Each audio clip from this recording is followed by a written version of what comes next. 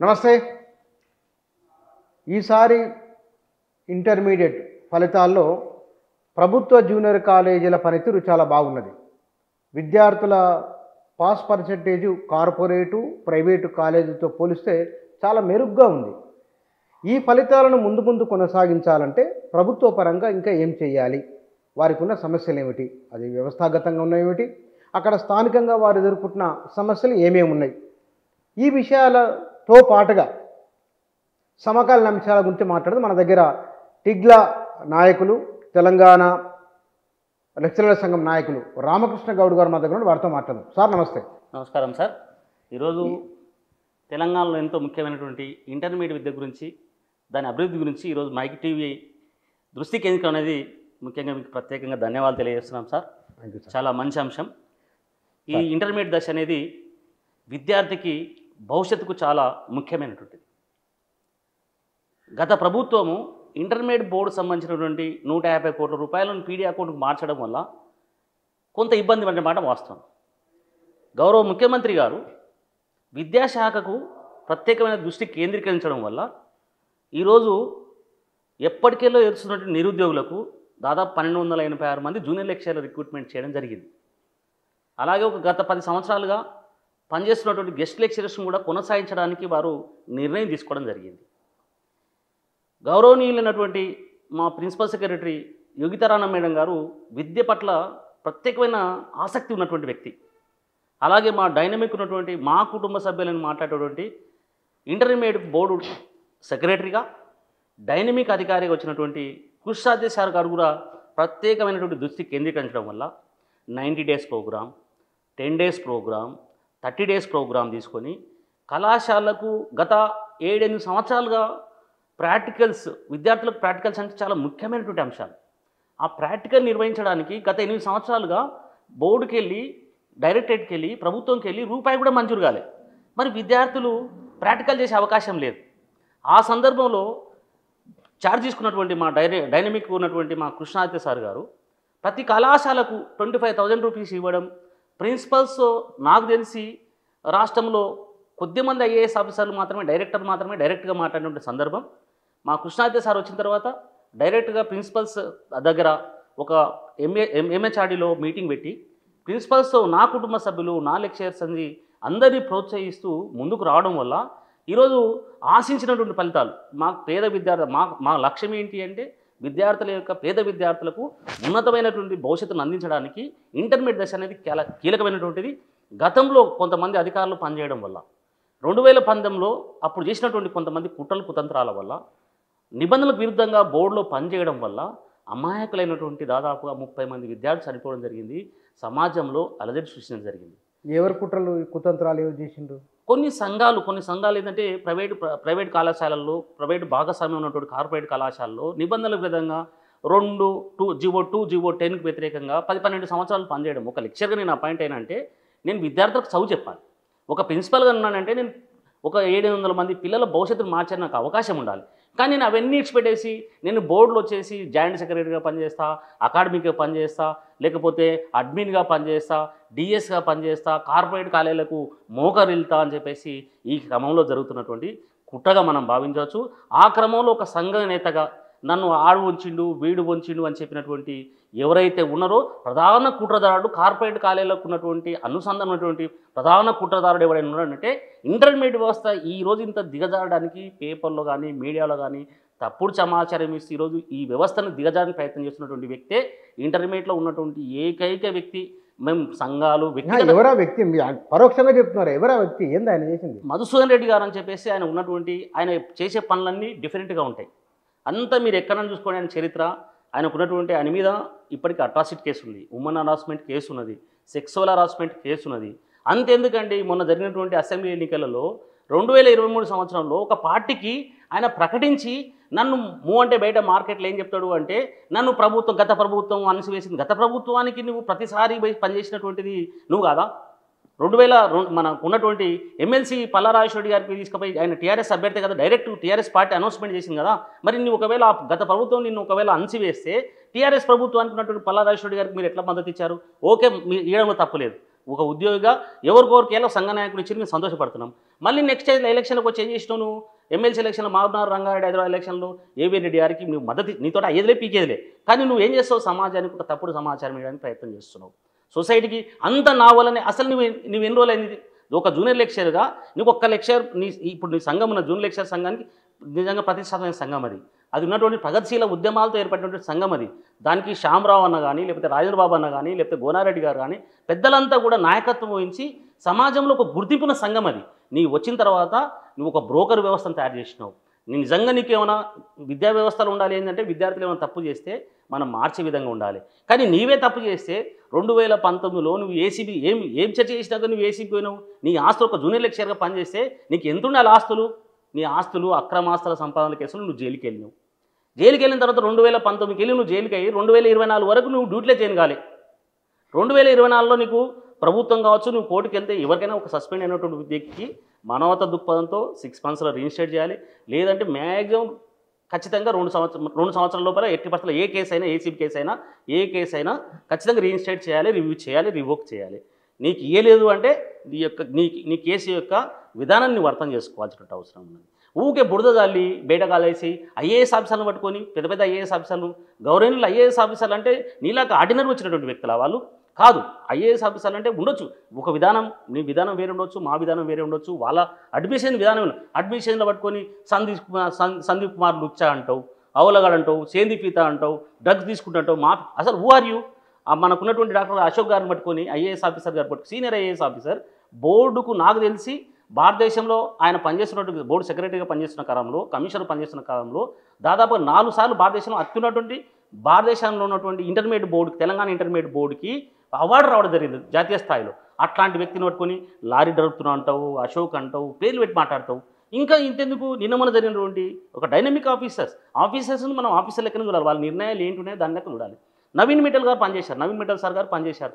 పనిచేసిన కాలంలో ఈవెన్ నాకు ఆయన కనీసము ఒక్క రెమ్యునేషన్ కూడా తీసుకోలేదు. అంత డైనమిక్ ఆఫీసర్. ఇంటర్మీడియట్ వ్యవస్థలో ఈరోజు ప్రక్షాళన జరిగింది. 2023 తీసుకోండి, 2024 తీసుకోండి, 2020 తీసుకోండి, ఒక్క చిన్న అవకాశం లేకుండా ఈరోజు రిజల్ట్స్ పెరగడానికి కారణమే కదా. ఇంటర్మీడియట్ బోర్డు చరిత్రలో ఎప్పుడైనా ఇంత పర్సెంటేజ్ రిజల్ట్ వచ్చిందా? రాలేదు. ఎందుకు అంటే వారు తీసుకున్నటువంటి నిర్ణయాల వల్ల, వాళ్ళు ఏవైతే పాలసీలు ముందుకు తీసుకెళ్ళారో పాలసీల ప్రకారం ముందుకు తప్ప వేరే ఏం లేదు. నీకు బట్టగాల్సి నాకున్న అంచనా మేరకు ఏందన్నా సార్ అంటే, ఈరోజు నీ మీద క్రిమినల్ కేసులు బుక్ అయినాయి, సైబర్ క్రైమ్ కేసులు బుక్ అయినాయి, పలు అట్రాసిటీ కేసులు బుక్ అయినాయి. నీవే చర్య తీసుకోబోతున్న ఉద్దేశంతో నువ్వు తెలుగు భాష ద్వితీయ భాష అంటావు, లేకపోతే సంస్కృతం అంటావు, అన్నీ నీకు తోచినట్టుగా మీడియాకు తప్పుడు సమాచారం ఇస్తున్నావు. అన్ని ఆధారాలు మా దగ్గర ఉన్నాయి. బహుశా మీరు తెలుగు భాష అని మీరు అంటున్నట్టే నా ఇంటర్వ్యూలోనే అది కూడా నేనే పిలిచిన ఆయన. Okay, no problem. నేను పిలిచి అంటే వేరే ఇక్కడ మరి వేరే ఇంటర్వ్యూలు కూడా మాట్లాడే విషయం వారు మాట్లాడి చాలాసార్లు మాట్లాడి. ఓకే, నేను అంటే మీరు నా ఇంటర్వ్యూ సంస్కృతానికి కవితక్క గారి దగ్గరికి వెళ్ళి అప్పుడు రికమెండ్ చేసింది, కార్పొరేట్ వ్యక్తుల దగ్గర రికమెండ్ చేసింది ఆయన. మేము ఒక రిక్వెస్ట్ చేస్తున్నాం సార్ మీకు సింపుల్గా, ఇంటర్మీడియట్ ఈ భారతదేశం ఇప్పుడు ఈ తెలంగాణ అంటే మినీ భారతదేశం. ఈ భారతదేశంలో ఎవ్వరికి ఏ లాంగ్వేజ్ అయినా, ఏ చదువైనా, ఏ గ్రూప్ అయినా చదువుకునే హక్కు ఉన్నది. సంస్కృతం అనేది భారతదేశంలో మూల భాష. త్రిభాష సూత్రం అంటారా, తెలుగు కూడా మూల భాషనే. అని మేము ఏమడుగుతున్నాము అంటే, ఇప్పుడు మీరు బాగా గమనించినట్టయితే ఓన్లీ కార్పొరేట్ కాలేజీలలో మాత్రమే అప్ టు 10th వరకు. ఇప్పుడు మీరు ఏ లెక్చరర్? తెలుగు లెక్చరర్. మరి తెలుగు లెక్చరర్ అయ్యండి, మీకు మీకే మద్దతుగా మాట్లాడండి. ఆయన మద్దతు కాదు, ఈజ్ కుట్రదారుడు అతను. ఆయన మద్దతు ఇయ్యడు. సంస్కృతికి మద్దతు ఇచ్చినటువంటి ముచ్చటే లేదు ఆయన. అదంతా కుట్ర. ఇది ఎందుకు? ఆయన సంస్కృతాన్ని వ్యతిరేక తెలుగు భాష ఉండాలి, తెలుగు భాషనే ఉండాలి, తెలుగు భాష ఉండాలి, సంస్కృతం ఉండాలి. మరాఠీ భాష ఉంది మన దగ్గర, మరాఠీలు ఉన్నారు, మరాఠీ భాష ఉంది, ద్వితీయ భాష మరాఠీ ఉంది. వద్దంటున్నారా ఎవరైనా? నా ఇష్టం వచ్చిన భాష నేను చదువుకుంటా, వద్దడానికి ఏమున్నది? మొన్నొచ్చిన ఉత్తర్వులు కూడా బయట సమాజంలో వస్తున్నటువంటి తప్పది. జస్ట్ మనకు తెలంగాణ గవర్నమెంట్లో ఇంప్లిమెంట్ చేసే అవకాశం ఉందా? ఫీజిబిలిటీ రిపోర్ట్ అడిగిరు. ఫీజిబిలిటీ రిపోర్ట్ ఎవరైనా అడుగుతారు. నాకు తెలంగాణ రాష్ట్రం రాసేయమని నేను ఒకవేళ అప్లికేషన్ పెట్టుకుంటే, ఈయనకు అప్లికేషన్ తెలంగాణ రాష్ట్రం ఈయనకి ఎందుకు ఇవ్వాలి, లేకపోతే ఈయనకు ఇల్లు రాసేయమంటే ఎందుకు ఇవ్వాలి, దీనికి నియమ నిబంధనలు వర్తిస్తాయా, దీనికి అవకాశం ఉందా అని ఫీజిబిలిటీ అడుగుతారు. తప్పే ఉంటుంది దాంట్లో, తప్పే ఉన్నది. అంత మాత్రం గగ్గోలు. అసలు కేంద్రం ఎక్కడ ఉంది అంటే, ఆయన కుట్ర ఎక్కడ ఉంది అంటే, సమాజానికి అర్థం కాని విషయం ఏంటంటే, ఓన్లీ కార్పొరేట్ కాలేజీలో మాత్రమే సైన్స్ కిట్ ఉన్నది, గవర్నమెంట్ కాలేజీలో లేదు. ఒకవేళ ఇంటర్మీడియట్ పేపర్లు పరీక్షలు ఇంత దూరమైనవి, ఇంకా ఇంత లేట్ అవుతున్న కారణం ఏంటంటే ఓన్లీ సైన్స్ కిటే. ఎందుకు అంటే సైన్స్ కిట్ వాల్యూ చేయాలంటే ఒకరోజు డైలీ ఖచ్చితంగా ఏ అధ్యాపకుడైనా 30 పేపర్లు చేయాలి. ఏ కాలేజీలైనా రంగారెడ్డి కావచ్చు, హైదరాబాద్ కావచ్చు, మేడ్చల్ కావచ్చు, 900 కాలేజీలలో దాదాపుగా మీరు ఫస్ట్ ఇయర్ సెకండ్ ఇయర్ తీసుకున్న దాంట్లో అత్యధికం సెకండ్ లాంగ్వేజ్ సైన్స్ కిటే ఉంటుంది. మీరు సంస్కృత్ మద్దతు పెట్టాలంటారా? నాకు అర్థం కాలేదు మీరు చెప్పేది. అక్కడే చెప్తున్నా. దీంట్లో ఏంది అంటే అదే ప్రైవేట్ కాలేజీలకు పర్మిషన్ ఇస్తప్పుడు సెకండ్ లాంగ్వేజ్గా సైన్స్ కిట్ ఒకవేళ తీసుకుంటున్నారు కదా, తీసుకునే క్రమంలో వాళ్ళ యొక్క డీటెయిల్స్, లెక్చరర్స్ యొక్క డీటెయిల్స్ ఖచ్చితంగా విత్ ఆధార్ బయోమెట్రిక్ పెట్టాలి. సైన్స్ కిట్ కూడా మేము సైన్స్ కిట్ వ్యతిరేకించట్లేదు, కానీ సైన్స్ కిట్ దేని రాయాలి పరీక్ష? తెలుగు నేను ఎగ్జామినేషన్ తీసుకున్నా అంటే నేను తెలుగులోనే రాయాలి పరీక్ష.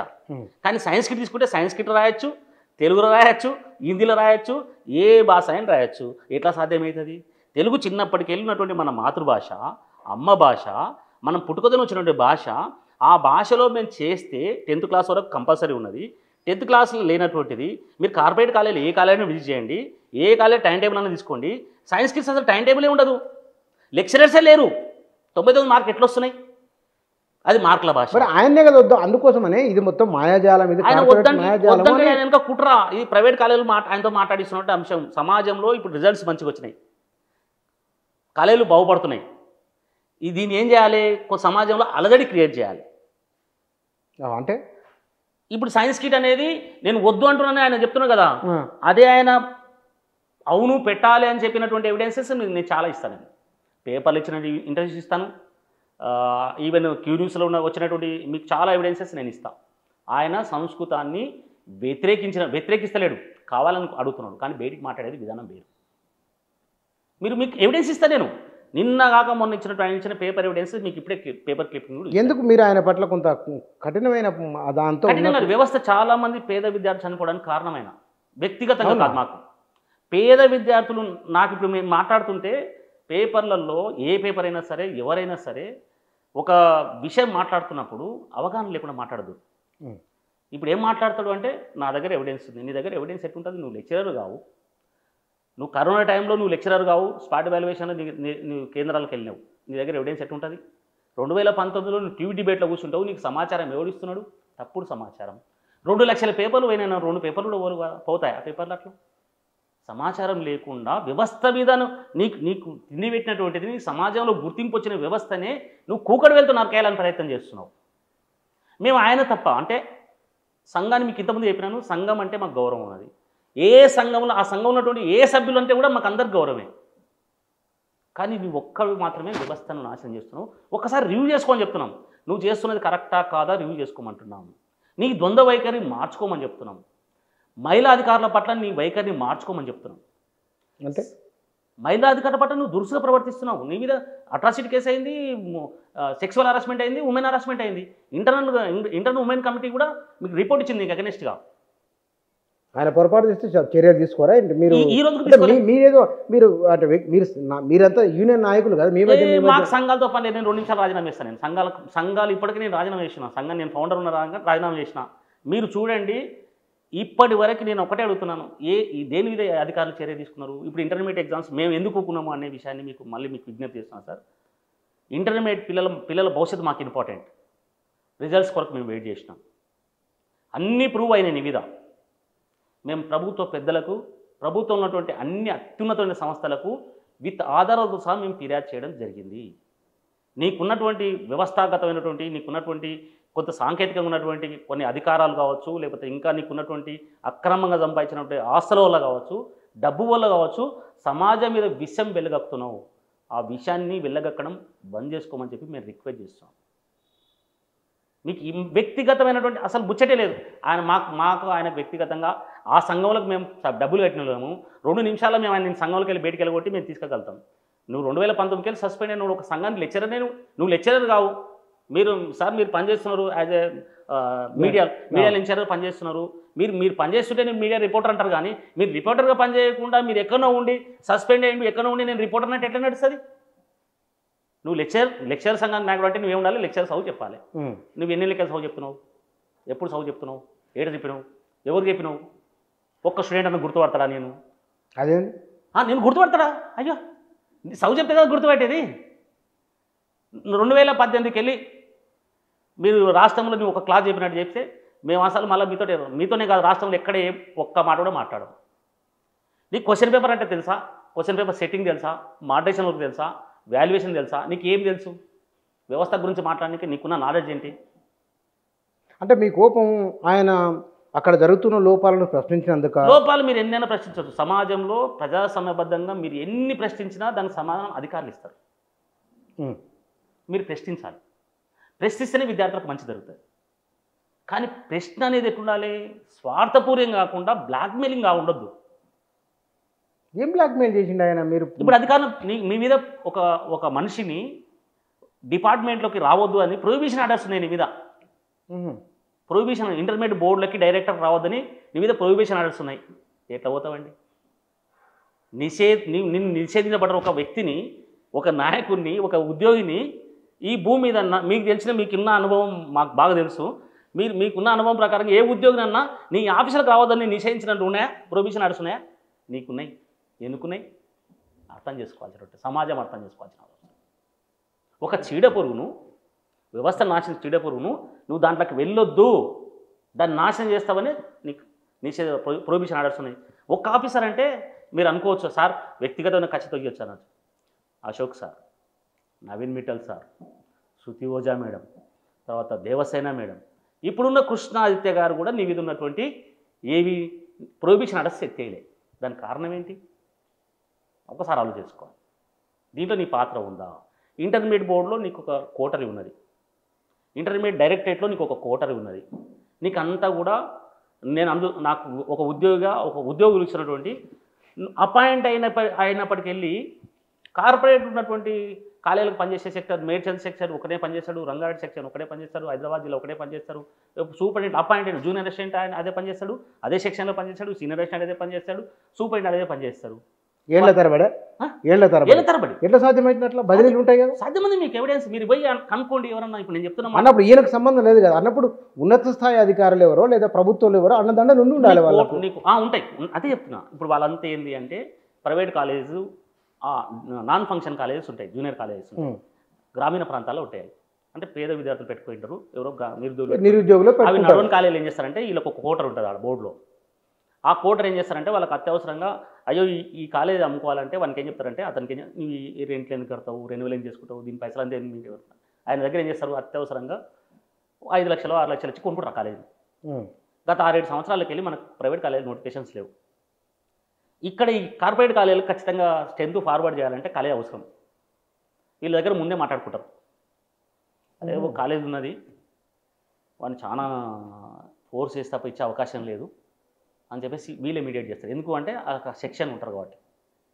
ఎవరికి ఏం తెలుస్తుంది అంటే మీకు ఇక్కడ జరిగే విషయాలన్నీ మీకు తెలుస్తాయి. వాళ్ళంతా పిలిచేసి 40-50 లక్షలకు మీకు కాలేజ్ ఇప్పిస్తామని చెప్పేసి అంటారు. వాళ్ళకి అత్యవసరం, నోటిఫికేషన్ లేదు, పిల్లలను ఏం చేసుకోవాలి, ఫార్వర్డ్ చేయాలి కాబట్టి వాళ్ళకి అత్యవసరం కాబట్టి వాళ్ళ కాలేజ్ కొనుక్కుంటారు. ఇది ఒక దందా. ఇది కొత్తగా ఉంది. ఇది ఇంటర్మీడియట్లో పెద్ద దందా.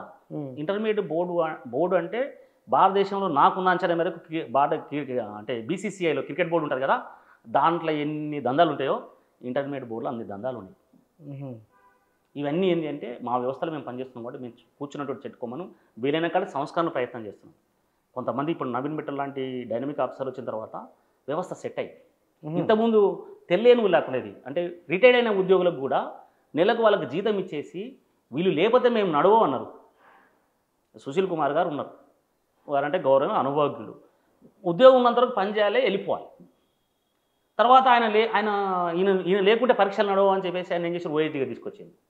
ఓఎస్డీ అంటే నెలకు 2 లక్షల రూపాయల జీతము, మళ్ళీ ఫుడ్ అలవెన్స్. అసలు అవి ఇంటే స్టార్ హోటళ్ళ ఇప్పుడు మాకు తెలిసి తెలంగాణలో హైయెస్ట్ భోజనం మీరు ఎంత అనుకుంటారా? మీకున్న అంచనా మేరకు హైయెస్ట్ భోజనం ఏ హోటల్ అన్నది తింటే ఎంత అనుకుంటారు? 500-1000 రూపాయలు. ఇప్పుడు 4500 రూపాయల భోజనం ఉంటుంది. అదేమిటి? అదే చెప్తున్నాను. ఫుడ్ అలవెన్స్ అంటే 4500 భోజనం ఒక రోజుకు. ఒక లెక్చరర్కి ఏం చేస్తారంటే డిప్యూటేషన్ పనిచేసే డిప్యూటీ సెక్రటరీ కానీ అక్కడ ఉన్నటువంటి ఇంతకుముందు చేసినటువంటి వాళ్ళు, ఇప్పుడు అందుకే చెప్తున్నాం గతంలో చేసినటువంటి వాళ్ళు ఎంత ఏంటంటే ఒక రోజుకు మనిషికి ఎవరికైనా సరే ఒక రోజు రెమ్యునేషన్ వస్తుంది, డిఏ వస్తుంది.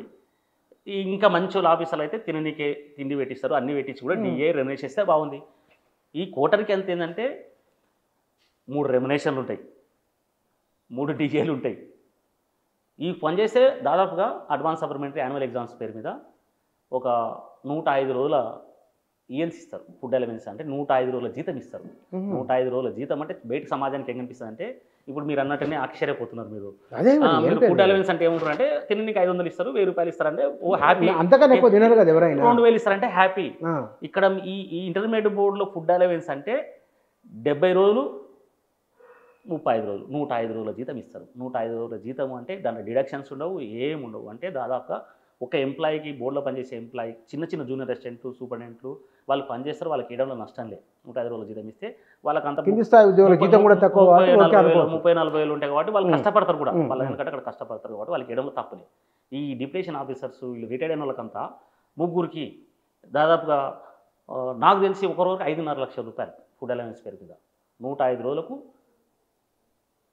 5.5 లక్షల రూపాయలు. నేను ఆర్టీ యాక్ట్ పెట్టినా మీకు కావాలంటే అన్ని ఎవిడెన్సెస్ ఇస్తాను. మామూలు కుటుంబం అయితే ఒక సంవత్సరం పాటు ఇంట్లో 3-4 ఉంటే హాయిగా బతుకోవచ్చు, ఈజీగా ఆడతా పాడతా బతుకోవచ్చు, రాయల్గా బతుకోవచ్చు. అది కూడా రాయల్గా బతుకోవచ్చు, చాలా మంచి అంటే రిటైర్మెంట్. ఇప్పుడు ముగ్గురు అట్లా డిఎస్ఎల్ పెడితే, ఓఎస్డీలు పెడితే మేము లెటర్లు పెట్టడం వల్ల గవర్నమెంట్ డిసిషన్ తీసుకొని నిజంగానే కరెక్ట్ వీళ్ళు మాట్లాడుతున్న కరెక్ట్ అని ఆ ముగ్గురిని తీసేయడం జరిగింది. ఇప్పుడు డిప్రెషన్ ఈవెన్ ఇప్పుడు నిన్న మొన్న జరుగుతున్నట్టు అసలు ప్రైవేట్ కాలేజీలకు మేడ్చల్, రంగారెడ్డి ఇంటర్మీడియట్ బోర్డుకు జేఎస్ అకాడమీకి అంటే చాలా కీలకమైన పోస్ట్ అది. అన్ని పర్మిషన్ ఇచ్చేదే. మా గౌరవనీయులు బోర్డు సెక్రటరీ గారు మొన్న ప్రాక్టికల్ ఎగ్జామ్స్ అప్పుడు ప్రెస్ మీట్ మాట్లాడుతూ ఇంటర్మీడియట్లో ఈసారి ఏం చేశారంటే ఫైర్ యూనివర్సిటీ లేకపోవడం, ప్రతిసారి ఫైర్ యూనివర్సిటీ ఉండదు, అడ్మిషన్ తీసుకుంటారు, వెబ్సైట్ ఉండదు, అడ్మిషన్ తర్వాత పిల్లల భవిష్యత్తు మీకైనా ఎవరికైనా పిల్లలే కాబట్టి పిల్లల భవిష్యత్తు ఇది ఒక్కసారి పర్మిషన్ అంటారు. ఇది ఆనవాయితీగా మారిపోయింది. చిరు ఉద్యోగులు పెట్టుకున్నటువంటి నిరుద్యోగులు పెట్టుకున్న కాలేజీలు ఏమో వీళ్ళు పిప్పి చేస్తారు, కానీ కార్పొరేట్ కాలేజీలు పోయే దమ్ము వీళ్ళకి లేదు ఎవరికి. ఇప్పుడున్నట్టు బోర్డులో ఉన్న అధికారికి ఈవెన్ నేను అనుకుంటున్నా, నాకున్న అంచనా మేరకు మా సెక్రటరీ గారు కూడా ఈ కార్పొరేట్ కాలేజీలను టచ్ చేసే అవకాశం లేదు. ఒక కార్పొరేట్ కాలేజీ ఇవ్వాలి అంటే మిక్స్డ్ ఆక్యుపెన్సీ ఉన్నది. దాదాపు 227 కాలేజీలకు మొన్న లాస్ట్ నిమిషంలో పర్మిషన్ ఇచ్చిండ్రు. పర్మిషన్ ఇచ్చిన కూడా ఎన్ని రోజులకి ఇచ్చిండ్రు? 3 మంత్స్కి ఇచ్చి ఇది ఒక్క అకాడమిక్ ఇయర్కి ఇచ్చారు. కానీ ఈ అకాడమిక్ మళ్ళీ ఉంటుందా అంటే ఏముండదు, మళ్ళీ అడ్మిషన్స్ ఉంటాయి, మళ్ళీ రొటీన్గా ఉంటాయి. ఈ సెక్షన్కి జేఎస్ అకాడమిక్గా జీవో 2, జీవో 10కి వ్యతిరేకంగా దాదాపు ప్రిన్సిపల్ ఒక JS academic joint secretary academic ఉండాలంటే మినిమం ప్రిన్సిపల్గా 12 years సర్వీస్ చేసి ఉండాలి, 12 సంవత్సరాలు ప్రిన్సిపల్ ఉండాలి, చేసి ఉండాలి. లేదు బోర్డు మార్చింది అనుకున్నాం, కొంతవరకు ఎవరైనా మార్చిన 8 సంవత్సరాలు చేసి ఉండాలి. కానీ ఒక జూనియర్ లెక్చరర్కి వెళ్ళి 2021 సంవత్సరంలో ప్రిన్సిపల్కి వచ్చి ఉన్నటువంటి వసుంధర గారిని మళ్ళీ ఏ వ్యక్తినైనా జీవో 2, జీవో 10 ప్రకారంగా ఎట్టి పరిస్థితుల్లో ఫారెన్ సర్వీస్ 5 సంవత్సరాల కన్నా ఎక్కువ కొనసాగించడానికి వీల్లేదు. దాన్ని కప్పించుకోవడానికి ఈరోజు సాయంత్రం ప్రమోషన్ ఇస్తారు, ప్రమోషన్ రిలీవ్ అవుతుంది, మళ్ళీ కొత్త కాలేజీలో జాయిన్ అవుతుంది, మళ్ళీ రేపటికల్లా ఇక్కడికి వచ్చేసి ఈ కాలేజీలో మళ్ళీ బోర్డులోనే పనిచేస్తుంది. ఎందుకు అట్లా? వెనుక బ్యాక్గ్రౌండ్, అయ్యో కార్పొరేట్ కాలేజీలో బ్యాక్గ్రౌండ్. ఇప్పుడు ఈ రోజు ఏదో గవర్నమెంట్ అనుకుంటే ఏదైనా ఇవ్వచ్చు, ఇస్తాను, మాకు నష్టం లేదు.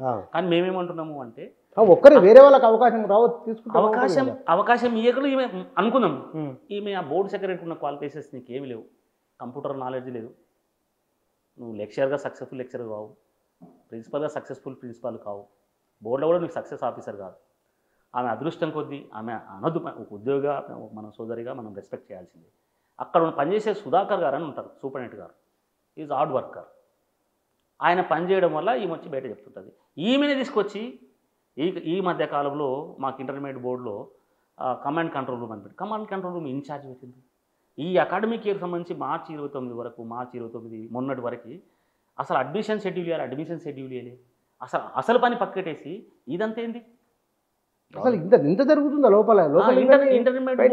ఇంటర్మీడియట్ బోర్డులో మీరు, నేను అనుకుంటున్నా, నాకున్న అంచనా మేరకు అధికారులు ఉండొచ్చు, కానీ అధికారులు మంచి వాళ్ళైనప్పటికీ అధికారుల కింద పనిచేసేటువంటి మీకు సలహాలు ఇచ్చే ఉద్యోగులంతా కూడా క్రిమినల్ కోటరీ జాయిన్ అయింది. డైరెక్టరేట్లో మీరు అనుకోండి, మీరు ఇంటర్మీడియట్ డైరెక్ట్ మీరు పోయి చూస్తే మా కృష్ణాచార్య సార్ పేరు మీద ఏం ప్రొసీడింగ్స్ రావు, సీనియారిటీ లిస్టు బయటికి రావు, మనకున్నటువంటి ఉద్యోగులకు సంబంధించిన క్రమశిక్షణ చర్యలు తీసుకోరు, డిసిప్లినరీ కేసు తీసుకోరు. విభాగానికి అధిపతి ఆయనే కదా, విభాగానికి అధిపతి. కానీ ఆయన ఏం చేస్తామంటే మనం కూడా వారు కూడా మాకేం మాట ఇచ్చిందంటే ఈ మార్చి రిజల్ట్స్ వచ్చే వరకు మీరు కొద్దిగా ఎగ్జామినేషన్ పిల్లల భవిష్యత్తు కదంటే మేము కూడా ఏం ఇష్టమంటే ఓకే సార్, మీరు చేసిన దాని ప్రకారంగా మేము ఖచ్చితంగా మీకు అందుబాటులో ఉంటాం, మీరు చెప్పినట్టుగా మేము మా ఆఫీసులో కొంటూ రావద్దు, మీరు పిల్లల భవిష్యత్తు మనం చూసుకొని మీ భవిష్యత్తు నేను చూసుకునే బాధ్యత నాది అన్నారు. హామీ ఇచ్చాను, మాకు అంత హామీ ఇచ్చిండు. నిలబెట్టుకున్నారా? ఈ రోజుకి ఏం జరగలేదు.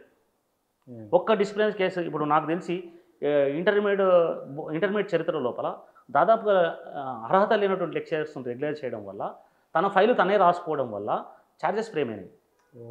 తర్వాత మనకున్నటువంటి విజిలెన్స్ కమిషన్ కేసు అయింది. స్టేట్ విజిలెన్స్ కమిషన్ చైర్మన్ ఎవరు? సీఎం గారు. ఎవరికైనా సరే విజిలెన్స్ కమిషన్ చైర్మన్.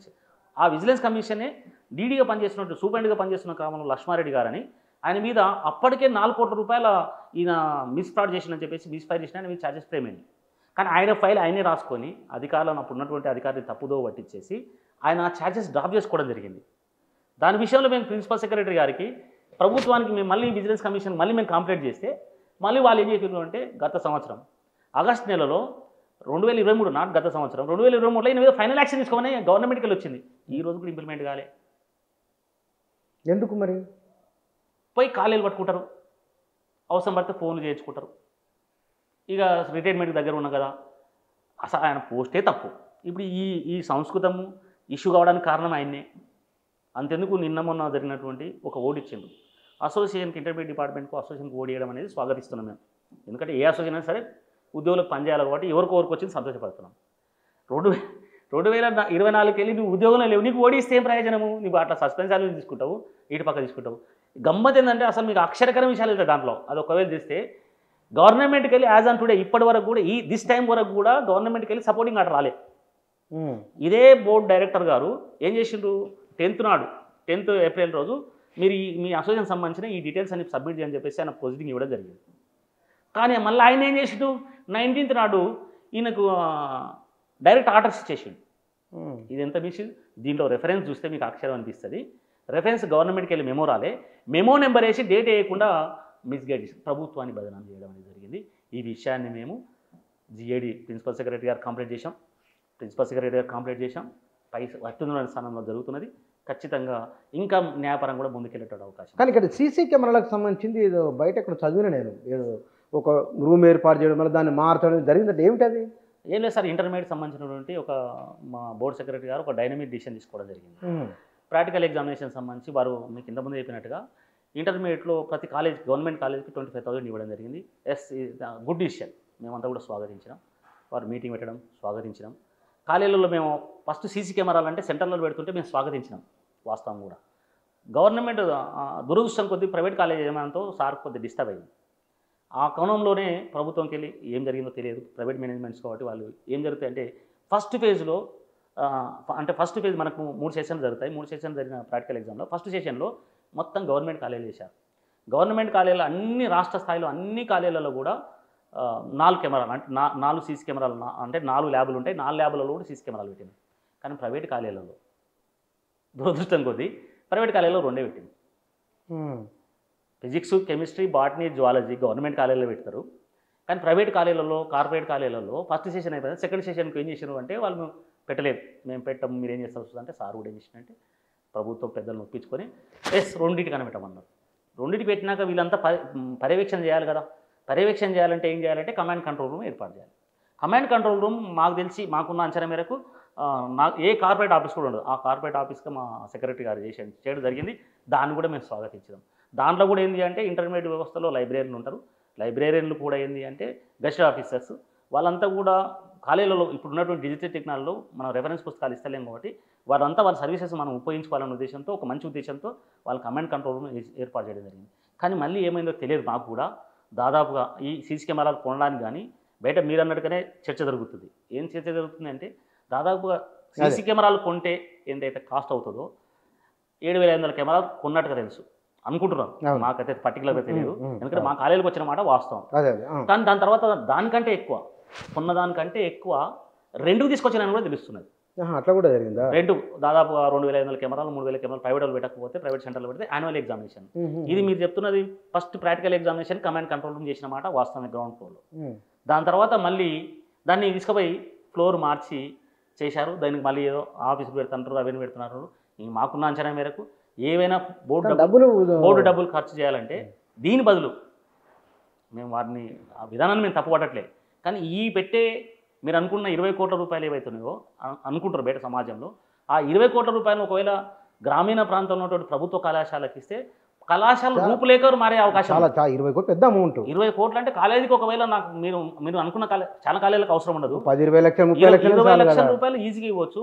100 కాలేజీలు అంటే దాదాపుగా గవర్నమెంట్ కాలేజ్ చదివే పిల్లలకు టీషర్ట్ కొనడానికి డబ్బులు ఉండవు, చెప్పులు వేసుకోవడానికి డబ్బులు ఉండవు, అసలు వాళ్ళ ఫీజు కట్టడానికి డబ్బులు ఉండవు. ఆ డబ్బులు బోర్డు డబ్బులు కాబట్టి పేద విద్యార్థుల యొక్క రక్త మాంసాలకు సంబంధించినటువంటి పేదవాళ్ళ అంశాలకు సంబంధించిన అంశం కాబట్టి దీని పట్ల పునఃసమీస్తారని మేము మీ తరపున కూడా మేము మైక్ టీ ద్వారా మాకు గౌరవ ముఖ్యమంత్రి గారికి విజ్ఞప్తి చేస్తున్నాం సార్. 436 ఖాళీలలో మీరు చేయాల్సినటువంటి అంశాలు మీకు విజ్ఞప్తి చేస్తున్నాం. 26 డిఐఓ పోస్టులు ఖాళీ ఉన్నాయి, పోస్ట్ శాంక్షన్ చేయాల్సి ఉన్నది. జిల్లాలో అప్పుడు గత ప్రభుత్వం ఏం చేసిందంటే పరిపాలన సౌలభ్యం కొరకు మండలాలు ఏర్పాటు చేసింది, డివిజన్ ఏర్పాటు చేసింది, నూతన డిస్టిక్ ఏర్పాటు చేసింది. కానీ 33 జిల్లాల పర్యవేక్షణ అధికారులు ఉండాలి కదా, పోస్టులు లేవు. 26 పోస్టులు లేవు, ఓన్లీ 7 పోస్టులు ఉన్నాయి. 7 పోస్టులు మంజూరు చేయలేదు. దాదాపు ఈ ప్రభుత్వం వచ్చినాక కూడా ప్రతి మండలానికి జూనియర్ కాలేజీలు ఉండాలనే ఉద్దేశంతో 30 జూనియర్ కాలేజీలు మంజూరు చేసింది. 30 జూనియర్లలో టీచింగ్ పోస్ట్ శాంక్షన్ చేయకపోతే, jail post non teaching staff post sanction చేయకపోతే దానివల్ల ప్రయోజనం ఏమి ఉంటుంది? జైలు పోస్ట్ శాంక్షన్ చేయాలి. మరీ మేము రేవంత్ అన్న విజ్ఞప్తి చేస్తున్నాం. పేద విద్యార్థులకు ఖచ్చితంగా జూన్కి వెళ్ళే విద్యార్థులకు మధ్యాహ్న భోజన పథకాన్ని ఏర్పాటు చేయండి. నా భూతోన్న భవిష్యత్తు ఉంటుంది. ఈ కాలేజీలకు సంబంధించినటువంటి స్కావెంజర్ లేరు, నైట్ వాచ్మెన్ లేరు. మీరు ఒక మంచి డైనమిక్ డిసిషన్ తీసుకున్నారు, ముఖ్యమంత్రి గారు ఒక మంచి డిసిషన్ తీసుకున్నారు. చరిత్రలో ఎలక్ట్రిసిటీ ఫ్రీ చేయడం అనేది చరిత్రకు సంబంధించినటువంటి గమ్మత్. ఏంటంటే సమాజంలో అందరూ మాట్లాడుతున్నారు. విచిత్రం ఏంటంటే ముఖ్యమంత్రి గారు కూడా, గౌరవ ముఖ్యమంత్రి గారు కూడా మాట్లాడుతున్నారు. విషయం మీద మాకు తెలియదు, వ్యూహం మీద మాకు తెలియదు. స్కూల్ ఎడ్యుకేషన్ గురించి మాట్లాడతారు, డిగ్రీ గురించి మాట్లాడతారు, మధ్యలో ముఖ్యమైన ఇంటర్మీడియట్ వ్యవస్థ గురించి మాట్లాడతారు. మీరు చూడండి, ఎక్కడ ఇంటి చూసినా గౌరవ ముఖ్యమంత్రి గారికి సంబంధించినటువంటి విషయాలు సాధారణంగా అదే మాట. కానీ ఇంటర్మీడియట్ వ్యవస్థ అనేది విద్యార్థి యొక్క భవిష్యత్తును మార్చేది. ఇది కూడా ఏంది అంటే 436 కాలేజీలో 390 కాలేజీలు పక్కా బిల్డింగ్లు ఉన్నాయి, ఎలైట్ ప్లేసెస్లో ఉన్నాయి. ఈ ప్లేసెస్లో మీరు ఒకవేళ వాటరు, స్కావెంజర్ ఏర్పాటు చేయాలి. 20 లక్షల రూపాయలు మీరు కేటాయిస్తే మిమ్మల్ని దేవునిలా చూస్తారు. ఈ సంవత్సరం మాకు అడ్వాంటేజ్ అంటే 1286 మంది జూనియర్ లెక్చర్స్ ఇచ్చారు. జూన్ 1 నాటికి అంటే మేము కాలేజీలు రీఓపెన్ అయ్యే నాటికే దాదాపుగా జూనియర్ లెక్చరర్స్ ఉంటారు, గెస్ట్ లెక్చరర్స్ ఉంటారు. మంచి పరిణామంగా ఇంకా ఇది ఒకవేళ మీరు నిజంగా కొద్దిగా సానుకూలంగా ఆలోచించి ప్రతి కాలేజ్ సంబంధించిన శానిటైజర్, మన నైట్ వాచ్మెన్, స్కావెంజర్, స్కూళ్ళకి స్కావెంజర్ ఇచ్చారు. వెరీ గుడ్, సంతోషపడ్డాం. 20,000 మందిని ఇచ్చారు. మా దగ్గర 400 మందిని. అంటే గవర్నమెంట్ కాలేజీలలో కొంత ప్రాపర్టీ ఉంటుంది, బిల్డింగ్స్ ఉంటాయి, అన్నీ ఉంటాయి. డిజిటల్ బోర్డ్స్ ఏర్పాటు చేసి గౌరవనీయులు ఉన్నటువంటి ప్రిన్సిపల్ సెక్రటరీ గారు మంచి వ్యూ ఉన్నది. వారు కూడా ఏంటంటే రిటైర్డ్ లెక్చరర్స్తో కానీ, యూట్యూబ్ ఛానల్స్తో కానీ ఇప్పుడు మొత్తం డిజిటలైజేషన్ వచ్చింది. ఎవరు లెక్చరర్ ఉన్నా లేకున్నా విద్యార్థులకు నష్టం జరగవద్దు అనే ఉద్దేశంతో ఒక కార్యక్రమం చేస్తున్నారు. 436 కాలేజీలలో మీరు పైలట్ ప్రాజెక్ట్ తీసుకుంటారా, ఏం తీసుకుంటారో నాకు తెలిసి డిజిటలైజేషన్ చేయండి, డిజిటల్ బోర్డ్స్ పెట్టండి. ఇవి దీనికి లక్షల రూపాయలు, కోట్ల రూపాయలు ఖర్చు కావు. గత ప్రభుత్వం 150 కోట్ల రూపాయలు ప్రభుత్వానికి ఎన్ని లక్షల కోట్లు ఇచ్చినా సరిపోవు. ఎందుకంటే వెల్ఫేర్ స్కీమ్స్ పెట్టాలి కాబట్టి అవి మేము వదండి. కానీ పేద విద్యార్థులకు ఉపయోగించిన బోర్డు ఫండ్స్ ఏవైతున్నాయో ఓన్లీ ఇంటర్మీడియట్ వ్యవస్థకే వాడండి. గత ప్రభుత్వం చేసినట్టుగా చేయకుండా ఇప్పుడున్నటువంటి నాకు తెలిసి 150-200 కోట్లు ఈజీ బోర్డులు ఉంటాయి. ఈ బోర్డులను ఒకవేళ మీరు ప్రభుత్వం డబ్బులు పెట్టకున్నా సరే మేము రిక్వెస్ట్ చేస్తున్నాం. అయ్యో మాకు సలహా ఇచ్చేది మీరే అని చెప్పేసి మేము, మా ప్రభుత్వం మా రేవంత్ అన్న కాబట్టి మేము రిక్వెస్ట్ చేస్తున్నాము. మీరు ప్రతి కళాశాలకు 20 లక్షల రూపాయలు ఒకవేళ ఇస్తే పెయింట్ వేయచ్చు. తర్వాత అక్కడ ఉన్నటువంటి ఎలక్ట్రిసిటీ కానీ, వాటర్ కానీ అన్నీ చూస్తే మీరు వద్దంటే విద్యార్థుల సంఖ్య పెరిగే అవకాశం ఉంది. ఈసారి మీరు అదృష్టం కొద్దీ రిక్రూట్మెంట్ చేసిన కాబట్టి జేఎల్స్ అందరూ అందుబాటులో ఉంటారు కాబట్టి ఇంకా మంచి రిజల్ట్స్ వచ్చే అవకాశం ఉంటుంది. కాకపోతే మాకు ఇంకా మళ్ళీ మీ ద్వారా మేము రిక్వెస్ట్ చేస్తున్నాం, క్రిమినల్స్ను వారిని వేరేయండి. ఎవరైనా తప్పు చేసిన వాళ్ళ మీద క్రమశిక్షణ చర్య తీసుకోండి. ఎవరైనా సరే తప్పు చేసిన వ్యక్తుల మీద క్రమశిక్షణ చర్య తీసుకోండి, కానీ సరైన దర్యాప్తు చేయాలి. ఎవరి ఇన్ఫ్లుయెన్స్ కాకుండా సరైనటువంటి దర్యాప్తు చేస్తే సరైనటువంటి వ్యవస్థ తప్పు చేసామని కొద్దిగా భయం ఉండాలి. ఏ అధికారం పర్యవేక్షణ ఉండాలి. పేద విద్యార్థులు చదువుకున్నటువంటి ఇప్పుడు నేను ప్రైవేట్ కాలేజీలో ఒక కాలేజ్ పెట్టినా నేను కాలేజ్ ఎవరో మీరే కంప్లైంట్ చేసిన అనుకోండి, వచ్చే అధికారి ఎవరు ఉంటారు? ప్రిన్సిపల్ ఉంటారు. ఇప్పుడు 26 జిల్లాలలో డిఐఓ పోస్ట్, ప్రిన్సిపల్ పోస్టే state cadre, DIO post state cadre. State seniority తీసుకోవాలి. కానీ అదే కాలేజీలో ఉన్నటువంటి ఇన్ఛార్జిని ఇస్తే వాళ్ళు ఏం చేస్తున్నారు? లోపల ఇంట్లో అరే నీ మీద కంప్లైంట్ వచ్చిందిరా బాయ్, పలానా బుచ్చన కంప్లైంట్ చేసిందని చెప్పి నేను వచ్చి నీ దగ్గర పెట్టుకొని పోను సార్ అన్న జనం వేసి అంటే 10-15 వేలు తీసేసుకుంటున్నారు, వదిలిపెడతారు. ఎవరికి నష్టం జరుగుతుంది? పేద విద్యార్థులకు నష్టం జరుగుతుంది. కాబట్టి ఈ దృష్టికి కేంద్రీకరించి డిఐఓ పోస్టు మంజూరు చేయించండి. తర్వాత మనకున్నటువంటి క్రమశిక్షణ చర్యలు తీసుకోండి, లెక్చరర్ పోస్టు మంజూరు చేయండి, ప్రిన్సిపల్ ప్రమోషన్స్ ఇవ్వండి. ముఖ్యంగా స్కావెంజర్ను, నైట్ వాచ్మెన్లు ఇవన్నీ వేసినట్టయితే మిమ్మల్ని గుండెలు పెట్టుకుంటారన్న. ఇంటర్మీడియట్ వ్యవస్థ అనేది అసలు నాకు తెలిసి మా బుచ్చన్న గారు పాత సీనియర్ జర్నలిస్ట్ గారు ఒక ఇంటర్మీడియట్ వ్యవస్థ నాకు ఫస్ట్ టైం మీరు మాట్లాడడం అంటేనే చాలా ఆనందం అనిపించింది. చాలా విషయాలు అసలు రేవంత్ అన్న ముఖ్యమంత్రి గారు కానీ మా వేం నరేంద్ర అన్న గారు కానీ చాలా అంటే వీళ్ళు ప్రియారిటీ ఇస్తున్నాం. మేము చాలామంది మాట్లాడినాం. మాకున్నటువంటి మాణిక్యరావు సార్ కూడా చాలా ప్రియారిటీ ఇస్తున్నారు విద్యకు. యోగిత రాణ మేడం కూడా చాలా ప్రియారిటీ ఇస్తున్నారు. మీరు ఒక్క 10-15 నిమిషాలు మంచి విద్యావేత్తలతో మాట్లాడండి. ఎవరు సంఘాల లీడర్లతో ఇచ్చిపెట్టండి, విద్యావేత్తలతో మాట్లాడండి. విద్యార్థుల భవిష్యత్తు దృష్టి పెట్టుకోండి. ఇంకో ఇంటర్వ్యూ కూడా చేసేవారు నేను. ఖచ్చితంగా ఒక మంచి మీరు తీసుకొచ్చిన చర్య ఈరోజు నాకు తెలిసి మంచి చర్చ దారితీస్తుంది. లక్షల మంది విద్యార్థుల భవిష్యత్తు మార్చిన వారు అవుతారని ఈ సందర్భంగా నేను మీకు విజ్ఞప్తి చేస్తాను. కానీ థ్యాంక్ యూ. ఇక్కడ ఏం సార్ అంటే ఈసారి ఇన్ని ఆటంకాల మధ్య, ఇన్ని కష్టాల మధ్య ప్రభుత్వ కాలేజీల్లో పిల్లలు ఇంతమంది రిజల్ట్ రావడం అంటే మీరు ఏ ప్రణాళిక ఇంప్లిమెంట్ చేసిన పిల్లల విషయంలో? 90 డేస్ ప్రోగ్రామ్ సెక్రటరీ గారు వచ్చిన తర్వాత కృష్ణాంజలి సార్ వచ్చినాక 90 డేస్ ప్రోగ్రామ్. 90 డేస్ అంటే ఈ 90 డేస్ మనం ఏం చదువుకోవాలి, ఎగ్జామ్ స్లిప్ టెస్ట్ ఏం చదువుకోవాలి, లెసన్స్ ఏమైనాయి, సిలబస్ ఎంత అయింది, వాళ్ళ ఎవరు వీక్ ఉన్నారు వాళ్ళని కేటగిరైజ్ చేసినాం. అంటే ఫెయిల్ అయ్యే విద్యార్థులు ఎవరు, మంచి మార్క్ తీసుకొచ్చే విద్యార్థులు ఎవరు, మనం కొద్ది ప్రోత్సహిస్తే ముందుకెళ్ళేటటువంటి విద్యార్థులు ఎవరు, అంటే 100% పరీక్షలు మార్క్ బైక్ తెచ్చుకునేటువంటి పిల్లలు ఎవరు అని చెప్పేసి కేటగిరైజ్ చేసినాం. ప్రణాళికబద్ధంగా చేసుకున్నాం. మా ప్రిన్సిపల్స్, మా డిఐఓస్ అందరూ కూడా చక్కని పర్యవేక్షణ చేయడం వల్ల, చక్కని వారు అక్కడ ముందుకు వెళ్ళడం వల్ల ఈరోజు విద్యార్థులు కూడా చాలామంది ఈరోజు మమ్మల్ని చూస్తే మీరు నిజంగా గవర్నమెంట్ కాలేజ్ పిల్లలు మా కుటుంబ సభ్యులు, అంటే మా పిల్లల మీద మేము ఎంతైతే కేర్ తీసుకుంటామో అంతకు 10 అంతలు అంటే కేర్ తీసుకునే విధంగా ఈరోజు వ్యవస్థలో మా లెక్చరర్స్ పనిచేయడం జరిగింది. కాంట్రాక్ట్ లెక్చరర్స్గా పనిచేస్తున్నటువంటి మిత్రులకంతా కూడా దాదాపుగా 3096 మందిని రెగ్యులర్ చేయడం జరిగింది. 3096 మంది అక్కడనే మీకు మంచి పరిణామం, అది మంచి పరిణామం జరిగింది. కానీ ఇక్కడ వాళ్ళ సర్వీస్ రెగ్యులర్ అయింది. కానీ అక్కడ ఏం జరిగిందంటే వాళ్ళకి సంబంధించిన రూల్ ఆఫ్ రిజర్వేషన్ మెయింటైన్ చేయడానికి అవకాశం రాలేదు. వాళ్ళకి సంబంధించిన local non local status maintain చేయడానికి రాలేదు. ఇవన్నీ చేయాలి అంటే మేము అందుకని మీకు ఇంతకుముందు చెప్పినాం, మా డైరెక్టరేట్లో బోర్డు సైడ్ మంచిగా ఉంది కానీ అడ్మినిస్ట్రేషన్ సైడ్ ఇవన్నీ కూడా లోపాలు సరి చేస్తారేమో. లోపాలు సరి చేయడానికి అవకాశం ఉన్నది. కమిషనర్ గారు అనుకుంటే పెద్ద మాకున్న అంచనా మేరకు ఇప్పటికే కొంత సర్టిఫికేట్ వెరిఫికేషన్ జరిగింది. బురదల్లి మీదేసే అవకాశం చాలా తక్కువ ఉంటుంది. మాట్లాడానికి ఎవిడెన్స్ ఉన్నప్పుడు మాట్లాడేది వేరే ఉంటుంది, ఉత్తగా బురదల్లి మాట్లాడే విధానం వేరే ఉంటుంది. కాబట్టి కానీ ఇక్కడ ఈ రిజల్ట్ వచ్చిన తర్వాత మీరు గ్రామీణ ప్రాంతాల్లో పనిచేసేవారు, ప్రభుత్వం సిటీ అయినా సరే హైదరాబాద్ అయినా చిన్న చితక పని చేసుకునే వాళ్ళు అప్పులు తీసి ప్రైవేటు కార్పొరేట్ కాలేజ్ చదివిస్తున్నారు. అక్కడ వచ్చిన మార్కుల కంటే ఈ మార్కులు చాలా అబ్బురపరిచినాయి, ఆశ్చర్యం కలిగించింది. ఇంటర్మీడియట్లో రావడం మామూలు విషయం కాదు. 10th అంటే అదర కొట్టుకొని వస్తాయి. ఇంటర్మీడియట్ వెరీ టిపికల్ స్టేజ్ అది. పిల్లల పేరెంట్స్ నుంచి వచ్చిన స్పందన ఏమిటి? పేరెంట్స్ చాలా సంతోషపడుతున్నారు. గవర్నమెంట్కే క్రెడిట్ పోతుంది వాస్తవానికి, చాలా మంచి క్రెడిట్. ఇంకా ఈసారి మా బోర్డు డైరెక్టర్ గారు, మా బోర్డు సెక్రటరీ గారు తీసుకున్న ఒక డైనమిక్, అది ప్రభుత్వ పెద్దల ద్వారా ఉండొచ్చు, రేవంత్ అన్న కావచ్చు, లేదా మా సెక్రటరీ గారు, ప్రిన్సిపల్ సెక్రటరీ గారు ఆలోచన ఉండొచ్చు. ఇంటర్మీడియట్ బోర్డు చరిత్రలో ఎప్పుడు కూడా రివాల్యుయేషన్ అనేది ఆఫ్టర్ రిజల్ట్ తర్వాత చేసేది. కానీ ఈసారి బిఫోర్ చేయడం జరిగింది. ఇంటర్మీడియట్ బోర్డులో ఉన్నటువంటి వాల్యుయేషన్లో ఉన్న నిబంధనలు ఏంటి సార్ అంటే, ఒక క్వశ్చన్ వాల్యుయేట్ చేస్తే 10 మార్క్ క్వశ్చన్ వాల్యూ చేస్తే 0 మార్కులు వేస్తే మళ్ళీ నెక్స్ట్ రివాల్యుయేషన్లో ఒక 600 కడితే చేస్తారు. కానీ 1 మార్క్ వేసిన అనుకోండి, ఆన్సర్ ఎంత కరెక్ట్ చేసినా మళ్ళీ 9 మార్కులు వేసే అవకాశం లేదు. కానీ ఈసారి మాకు సబ్జెక్ట్ ఎక్స్పర్ట్స్ని తీసి మనకున్నటువంటి ఎగ్జామినేషన్ సంబంధించినటువంటి ఏఈలను పిలిపించి, తర్వాత మనకున్నటువంటి అక్కడ సీఈలను పిలిపించి బిఫోర్ ఒక సబ్జెక్ట్ ఫెయిల్ అయిన వాళ్ళు మొత్తం రివేరిఫికేషన్ చేయడం జరిగింది. ఇంకా మా సార్ తీసుకున్నటువంటి నిజంగా చాలామంది కుటుంబాలకి ఈరోజు వెలుతురు చేయడం జరిగింది. అంటే వాళ్ళ లోపల ఆనందం చేయడం జరిగింది. ఒక సబ్జెక్ట్ అంటే డీకోడింగ్ కాకముందు ఏం చేశారంటే 5 సబ్జెక్టులలో 4 సబ్జెక్టులు పాస్ అయ్యింది, ఒక సబ్జెక్ట్ ఫెయిల్ అయినటువంటి వాళ్ళు ఎందుకు ఫెయిల్ అని చెప్పేసి వాళ్ళ పేపర్లు మళ్ళీ రివాల్యుయేషన్ చేయలేదు. రిజల్ట్ రాకముందే 60,000 పేపర్లు అట్లా చేసినాం. గ్రేట్. తర్వాత ఇంకా ఏం చేసిండు సార్ అంటే, ఏ సబ్జెక్ట్ అయినా ర్యాండమ్ చేసి ఆర్బీఆర్ఎస్కి ఏం చేసిండంటే 25 నుండి 30 మార్కులు వచ్చినటువంటి వాళ్ళని ర్యాండమ్ వెరిఫికేషన్ చేసిండు. 65 నుండి 70 మార్కులు వచ్చిన ర్యాండమ్ వెరిఫికేషన్ చేసినాం.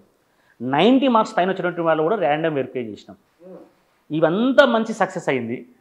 ఇవంతా మంచి పేరెంట్స్లలో ఆనందం ఉంది, ప్లస్ ఉద్యోగులు ఆనందం ఉంది, పనిచేసిన లెక్చర్ల ఆనందం ఉంది, ప్రిన్సిపల్ ఉంది, డిఏలు అందరూ ఆనందం ఉంది.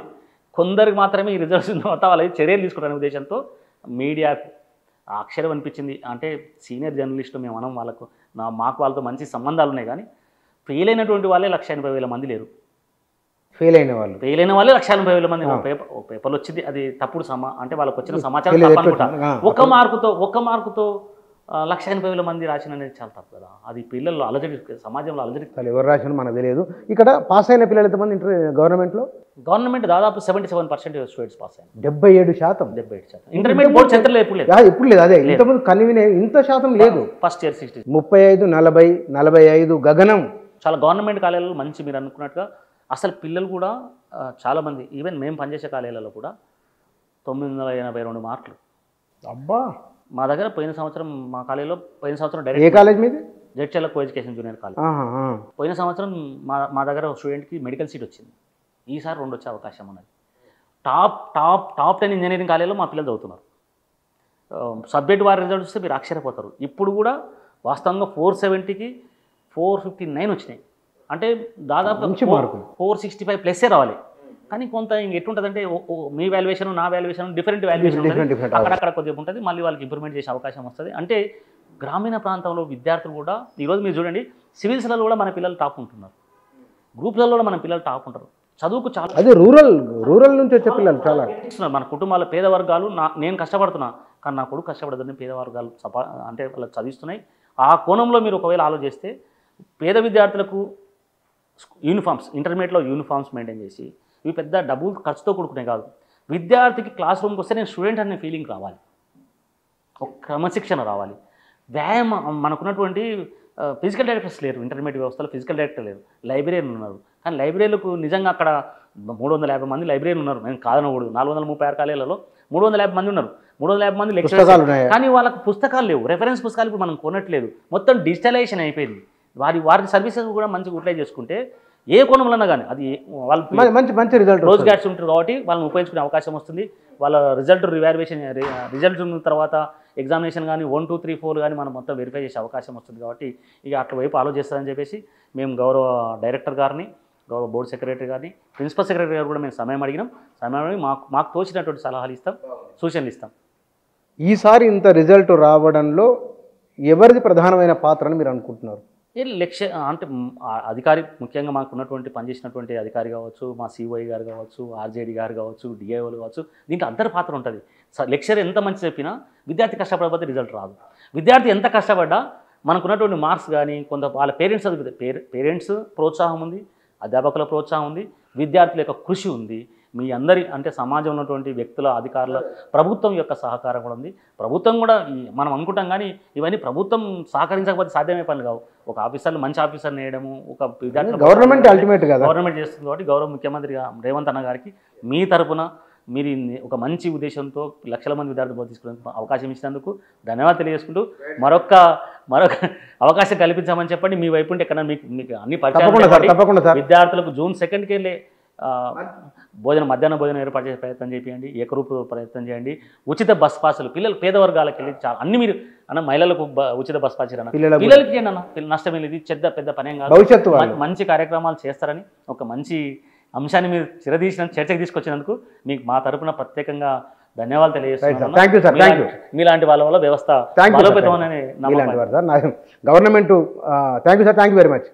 వాస్తవానికి ప్రభుత్వ రంగం అనగానే ఉండనిలే అని ఒక భావన బలపడింది. అది దురదృష్టం. కారణాలు చాలా ఉన్నాయి వాటికి. కానీ ప్రభుత్వ ఆసుపత్రుల్లో అద్భుతాలు జరుగుతున్నాయి, ప్రభుత్వ ఆసుపత్రిలో మంచి వైద్యం అందుతున్నది, ప్రభుత్వ టీచర్లు, వీళ్ళు శిక్షణ పొందిన వారు, ఉన్నత విద్యావంతులు, వాళ్ళు బోధిస్తే చాలా కష్టాలు పడి వచ్చిన కుటుంబాల పిల్లలు అద్భుతమైన రిజల్ట్ సాధించారు. రీజన్ ఏమిటంటే ఎక్కడెక్కడో ప్రారంభమైంది, కానీ చాలా విషయాలు మాట్లాడుతూ వచ్చినాం. అన్ని విషయాలు మాట్లాడుతూ కూడా ఇంటర్మీడియట్లో ప్రభుత్వం ఏం చేయాలి, ప్రభుత్వ పరంగా తీసుకోవాల్సినవి ఏమిటి, అక్కడ నిర్వహణ పరంగా యాజమాన్య పరంగా లోపాలు ఏమైనా ఉంటే వాటిని ఎట్లా సరిదిద్దుకోవాలి, వచ్చే అకాడమిక్ ఇయర్ నాటికల్లా పిల్లల అవసరాలు ఏమిటి, వాటిని ఎట్లా తీర్చాలి, ఈ అంశాలకు సంబంధించి వారి అభిప్రాయాలు, వారి సూచనలు ఇవి. Thank you.